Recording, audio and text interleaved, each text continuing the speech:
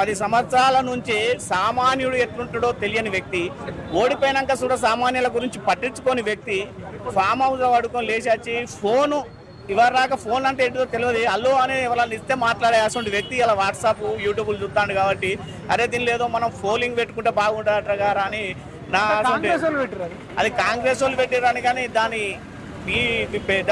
పోద్బలం దాని వెనుక పెట్టించిందంతా మన బీఆర్ఎస్ కాంగ్రెస్ ఒక్కటే అనేదానికి ఇది ఒక నిదర్శనం. వాళ్ళిద్దరు కలిసి అయితే మేమే పరిపాలించాలి లేకపోతే వాళ్ళే పరిపాలించాలన్న ఒక లోపదారి ఒప్పందం కొద్దీ ప్రజలను మైండ్ డైవర్ట్ చేయడానికి మేము పబ్లిక్లో ఉన్నాం. ఇవాళ పబ్లిక్లో ప్రతి విషయాన్ని ఈ కాంగ్రెస్ పాలన గురించి వాళ్ళు ఇచ్చిన 6 గ్యారెంటీల గురించి ఎక్కడికక్కడ నిలదీస్తున్నారు. మా నాయకులు నిలదీసి ప్రోగ్రామ్స్ ఇచ్చినా కానీ మేము ప్రోగ్రామ్స్ ప్రతి మండలంలో వాళ్ళకు నిలదీసి ప్రోగ్రామ్స్ అడుగుతున్నాం.